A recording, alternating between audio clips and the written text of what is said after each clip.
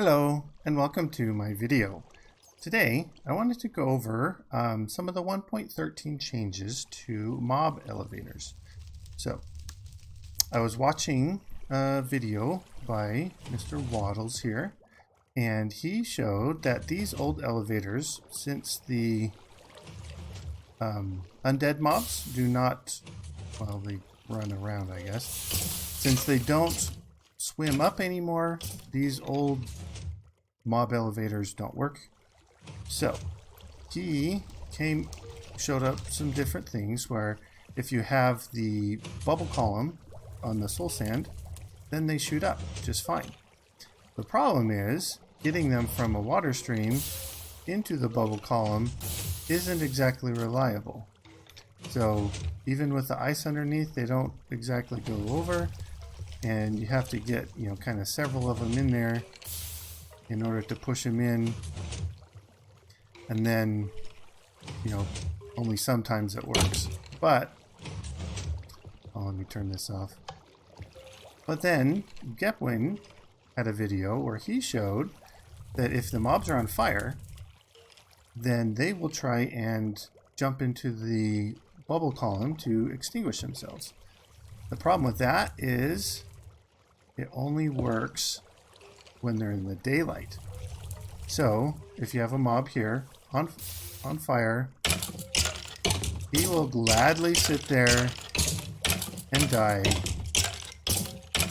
of a fiery death without hopping in the water. No matter how many times you let him sit there. So it's not being on fire that tells him to hop in the water. It is the sunlight. So if he's on fire in the sunlight, then he'll hop out. But it's not exactly reliable either. As you see, this guy here, he's a little bit stuck. And then a similar video, I saw a video by Talvar, or Talvir, I don't know exactly how to pronounce it, where he showed if you have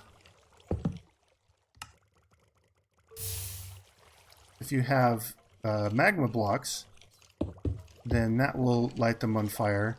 But unfortunately, it's the exact same issue where they're not hopping in because they're on fire from the magma blocks, and in fact they don't even light on fire in the magma blocks itself. Well, I guess they do. Well, he was in the sun. Let me block his sun. Yeah, I don't think they don't.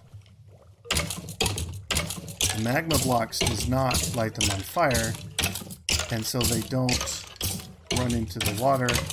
It's still part of their AI with the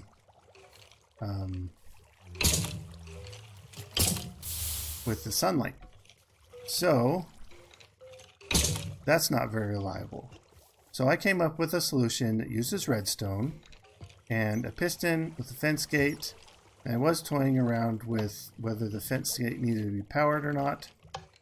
I think, yeah, we want it powered both ways. So when it goes in and out, it's powered. So if we have this simple redstone clock with a comparator fade down, where after it fades down, turns off, pulses the torch, and then the repeater just kind of resets the system there. What it will do is it will work just fine with the skeletons. So they come along, they'll drop down on the open fence gate, and then the piston will push them in, and they go up. And it works with zombies, it works with other one wide mobs, so friendly mobs. It works with players. Sometimes it will work with items. It's not exactly reliable with the items I found, but then you can put it into whatever killing station you want. If you want to kill it with your sword, you can do it that way. It does seem to be reliable as far as number of mobs. You can just put a whole bunch in and it doesn't seem to jam up too bad. Every time it pulses, a new set will go in. So not the quickest, but it will make the mobs go. And then you can have them here and kill them to get the experience and player drop. And this is just a bunch of minecarts to do entity cramming. So that is my kind of response or solution or whatever to this little problem.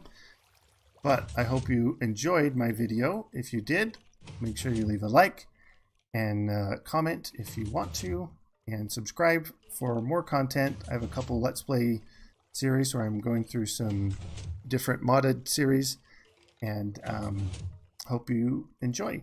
Anyways, thanks for watching, guys. Bye-bye.